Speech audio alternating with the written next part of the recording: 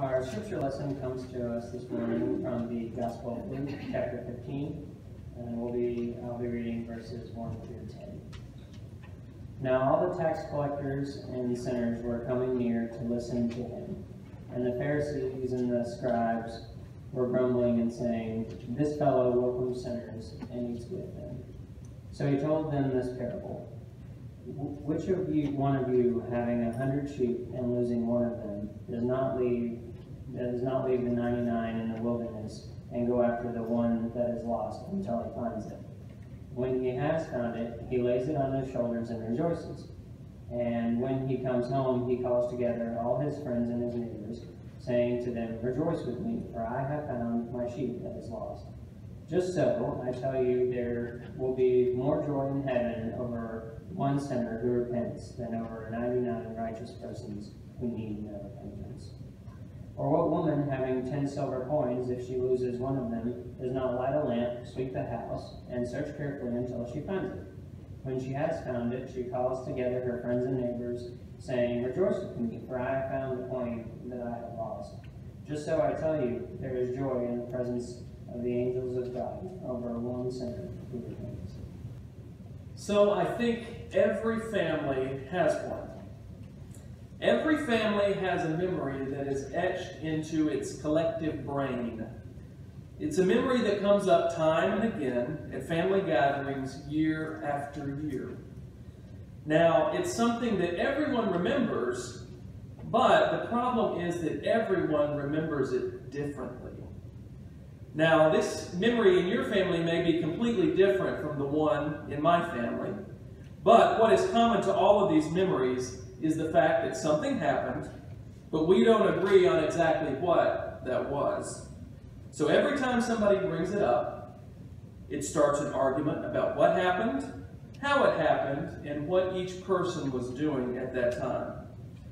And anytime this particular memory comes up, and every time the story is told, there is lively discussion, heated disagreement, and there is never any new clarity about what really happened. Eventually, everybody agrees to disagree, and the matter is dropped. But of course, we know the truth is the matter is really never dropped, because at the next family gathering, the story is likely to come up again with the same disagreement and the same results. Now, I want to ask, how many of you all can think of a memory like that in your family? Does anybody relate to that? Yeah, I'm seeing some hands. I thought so. So in my family, there's one such memory like that comes up quite regularly when my siblings and I gather at my parents' house. And it's a story that we have discussed so many times that even my daughters are quite familiar with it now, even though they were not even born for another 15 years after this story actually happened. But it's a memory that revolves around 3 members of my family. My mom, my younger brother, and his name is John. I'll say John a few times in the sermon. So me and my youngest brother John and my mom. Those are the 3 actors in this story. The main actors anyway. We were all involved as a family. So this story stretches back to when I was in high school. I was old enough to have my driver's license, and so I had the privilege of being able to drive myself to school sometimes. In fact, I did it on a regular basis because it was convenient for my mom and me. I had a lot of activities that would keep me at school fairly late, and so it was easier for me to get home if I had my car there afterwards. And then it also freed my mom up from having to pick me up. And I was also able to help with chores, and I could transport my siblings around from time to time. So one afternoon, I was really happy because my schedule was especially light after school, and so I was able to come home right after school let out. I got in my car, and I started to drive home, and I was looking forward to a little time of relaxation. So a couple of hours later, I was outside in my driveway shooting a few basketball hoops when my mom got home, and she said hey to me, and she just simply walked into the house. But then, a few minutes later, she came out of the house and asked a seemingly simple question that would initiate a tense couple of hours. Hours that would form the memory that still sparks family debates to this day. Her simple question was, "Brandon, where's John?" My answer, "I don't know." It was at that moment that we both realized that we had lost my brother. I say we because from that very moment up until the present day, we haven't agreed on exactly who was at fault, at least not completely. You see, in those next few scary minutes when we both realized that my younger brother wasn't at home, we knew someone had made a huge mistake. And so my mom said, "Brandon, I told you your brother had basketball practice at the middle school after school, and you were supposed to go and pick him up and bring him home." And I said, "Mom, you never told me that." And you can imagine, after several more minutes of arguing like this, back and forth, talking about who said what and who heard what and who had messed up, one thing became clear. We had to find my brother. So first my mom started making frantic phone calls to see if someone might have already given my brother a ride to their house, seeing as nobody had picked him up. So she sort of became the person running all the operations of finding this process of finding my brother. And so call after call, the response was the same, though, that nobody had my brother John. And so finally my mom called my dad and said, "Jerry, you need to get down to the school right away, and you need to see if you can find John." And so while he did that, she frantically continued to make phone calls to try to figure out where he was. She was determined she was going to figure this out. She had to. So as my dad drove up to the middle school, he pulled up and drove around the parking lot, but didn't see him. And finally, he pulled up to the high school that shared a parking lot with the middle school, and at last he found my brother, waiting under the overhang to one of the main entrances to the school, locked outside, alone, waiting, patiently but nervously. So we had found my brother, and the major crisis was averted. But still, the story has become a legendary part of our family lore, in no small part due to the fact that my mother and I still don't agree on exactly what happened. Now, I still maintain that she never told me I was supposed to pick up my brother that day, and she still maintains that I forgot. And I'll let you in on a little secret. My older self must admit that it's possible my teenage self was not paying attention that morning and did not hear what my mother said. But still, at that time, I was so confident that she was the one that had forgotten to tell me. I still believe that that might have been the case. But as the years have worn on, we don't argue so much about who was at fault, because in the end we'll never be completely sure, and that's not really the point anyway. But the story continues to be told because one thing is for certain. We had lost my brother, and you just don't forget an experience like that. It makes a lasting impression. And thankfully, we found him. We were relieved, and in the end, we were joyful. Now, in today's gospel lesson, we find Jesus also telling stories of loss. And in this opening portion of Luke 15, we hear that a group of tax collectors and sinners have gathered around Jesus to hear him teach. And this description of the crowd indicates something about the people to whom Jesus is speaking. Jesus is speaking to persons who need to know that God loves them and seeks them. And we can only speculate on the ways in which these persons may have felt separated from God, but this passage makes it clear that the message is meant to be hopeful news to these persons. And when we hear these words, they bring hope to us as well, especially in the moments when we, too, feel somehow separated from God. And so the Gospel of Luke tells us that Jesus says, and I quote, "Which one of you, having 100 sheep and losing one of them, does not leave the 99 in the wilderness and go after the one that is lost until he finds it? When he has found it, he lays it on his shoulders and rejoices. Or what woman, having 10 silver coins, if she loses one of them, does not light a lamp, sweep the house, and search carefully until she finds it? And when she has found it, she calls together her friends and neighbors, saying, 'Rejoice with me, for I have found the coin that I had lost.'" So here we have two stories that tell of two different persons, both a man and a woman, who have lost important things and have gone to search for them. The first is a shepherd who lost a sheep, and the second a woman who has lost a coin. And because verse 10 closes by telling us of the rejoicing in heaven when one sinner repents, as readers or listeners, we have a tendency to often hear these parables first and foremost as stories about the actions of sinners. However, if you simply read the parables as I just did, you begin to notice something, that the primary actor in the first story is not the sheep, but it's the shepherd. And in the second story, it's the woman, not the coin. The primary action that takes place in each of these stories is the act of finding. And the primary actors are the finders. The shepherd and the woman are actively searching, while the sheep and the coin are simply found. Now, after each finding, we hear about the great joy of the finder.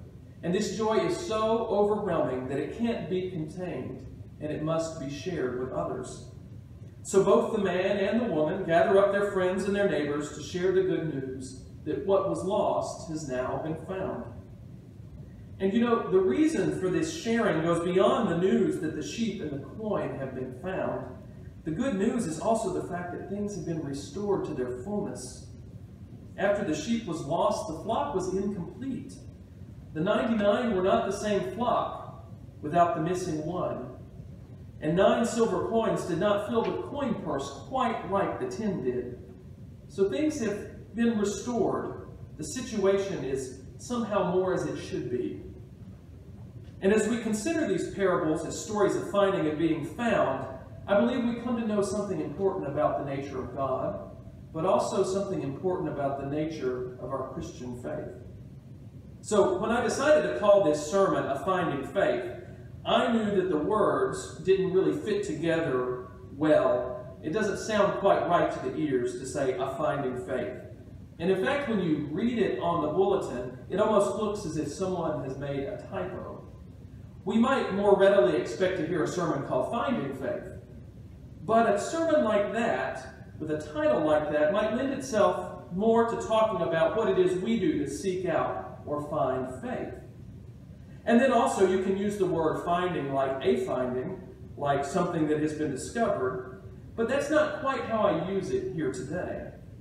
Today I want us to think about the entire phrase, a finding faith, as a noun. Yet with the word finding is both an adjective and also sort of an active word as well. In other words, our faith is caught up in the action of finding, and that finding always begins with God's initiative.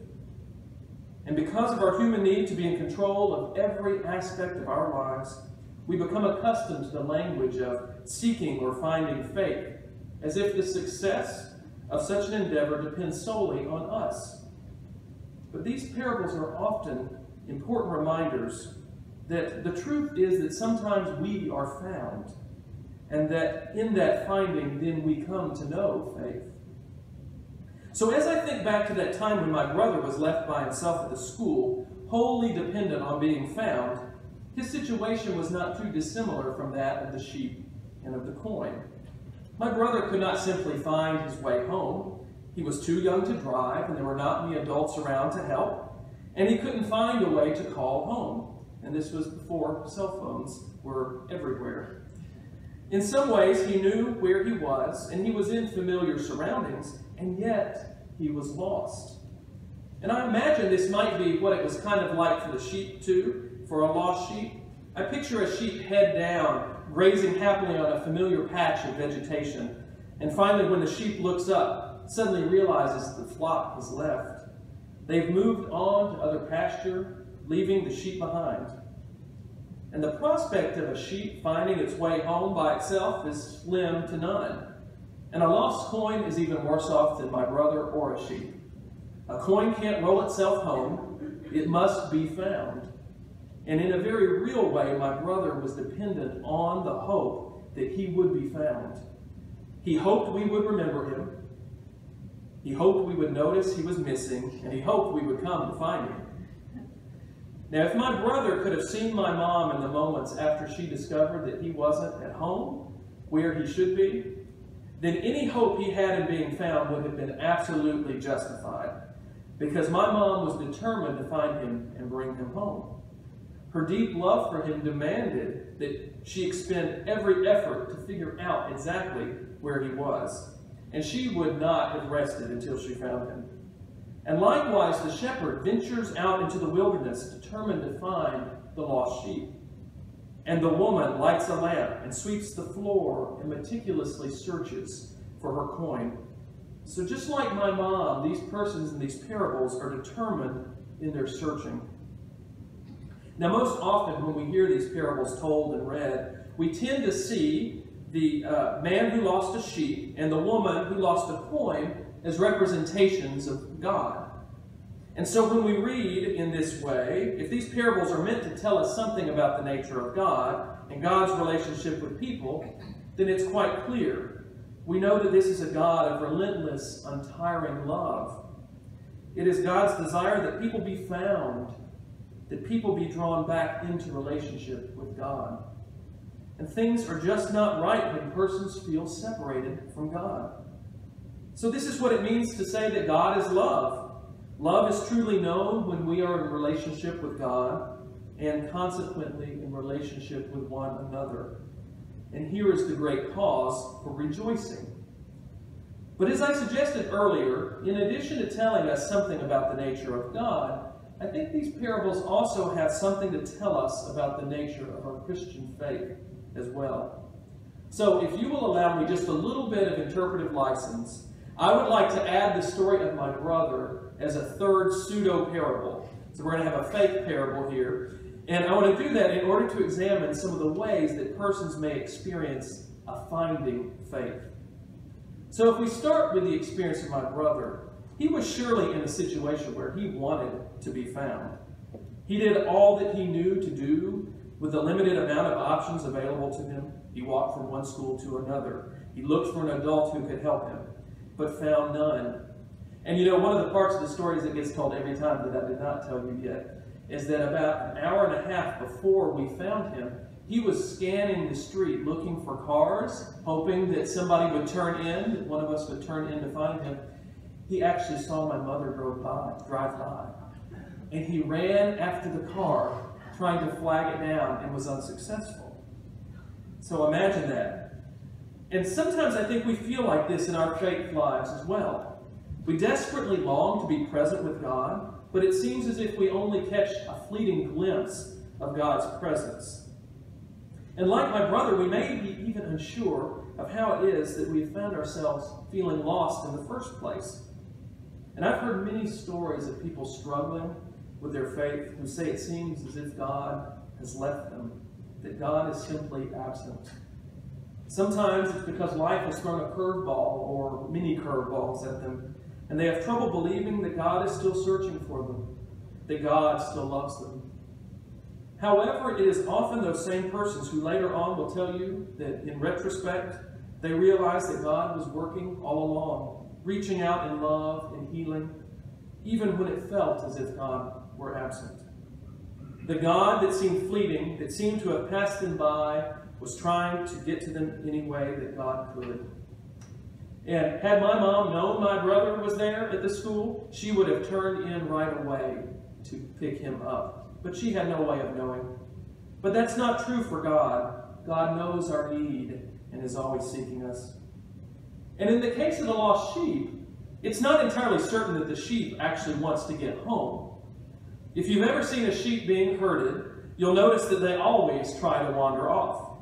And when a shepherd needs a sheep to be in one certain place, sometimes the shepherd will have to physically move that sheep.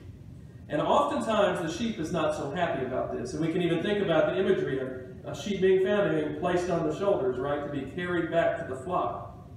So if the sheep also represents a person, then we might describe this person as someone by using my favorite lyrics from the hymn, Come Thou Fount of Every Blessing. And it says this, prone to wander, Lord, I feel it, prone to leave the God I love. Yeah, I see some people mouthing the words. In this instance of a finding faith, God may be pursuing someone who has wandered. This person may be somewhat ambivalent about their relationship with God. Perhaps like the sheep that has found a particularly good patch of grass that keeps it distracted from staying with the flock, These persons have found enjoyment or pleasure or some modicum of hope in something other than God. And sometimes such persons eventually decide to go looking for God. Other times, such persons may be content to believe that they have all that they need. But either way, God knows the truth. The shepherd knows that no matter how much good grass the sheep finds, it will eventually perish if it doesn't get back to the flock. And likewise, God knows that sooner or later, every person needs God's sustaining love and grace. So therefore, those who are prone to wander can rest assured that God is already on their tail, ready to lift them up and return them to the flock. And then finally, there are those persons whose experience of faith may most resemble the coin. A coin has no way of knowing it needs to be found. The coin is simply an inanimate object, and its reunification with the other 9 coins is solely dependent on the woman's finding it. The coin is found and returned to the other 9 simply because the woman needs it to be so. The coin is precious to her. The woman rejoices because what is precious to her has been found. And if some people are like the coin, then we could say that there are persons who have no awareness that they need God. However, God knows. And God is already seeking them too. And there will be great rejoicing when God finds them. So a finding faith is good news for all of us, because we've probably all been in at least one of these places in our lives. And some of us may have been in many of these places. And yet, by the grace of God, we have been found, and better yet, God is still finding us. So take heart and believe that God is looking for you, that God loves you, and that you are important to God. And whether you are like my brother, desperately hoping to be found, or like a sheep unsure of whether you want to be found at all, or even like a coin that may not know it needs finding, God loves you and is trying to bring you home already, and rejoice that what is precious to God has been found.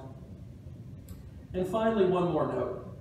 If we believe that we are people who are known by a finding God, a people who are participating in a finding faith, then we must also be a finding community.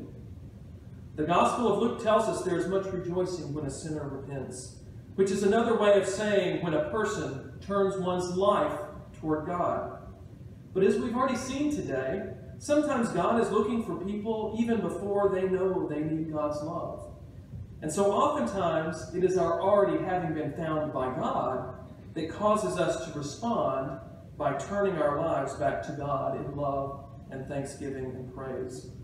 And so as it says in 1 John, we love because he first loved us.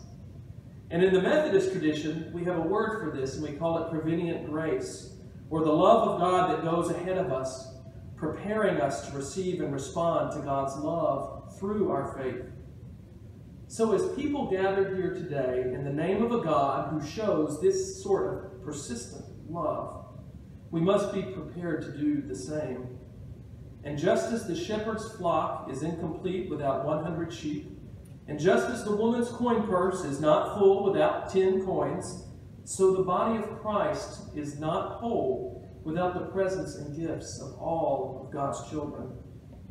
And so as people who believe in a finding faith, let us spread the news that God is present with all persons.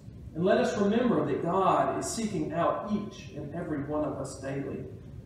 And let us share this truth with others. Let us be a community of love and grace that welcomes all persons who are found and brought into our midst. And let us rejoice in their presence among us. And finally, let us turn toward God together as we grow in faithfulness, understanding, and love. As God finds us, may we find God and one another. This is the hope of a finding faith.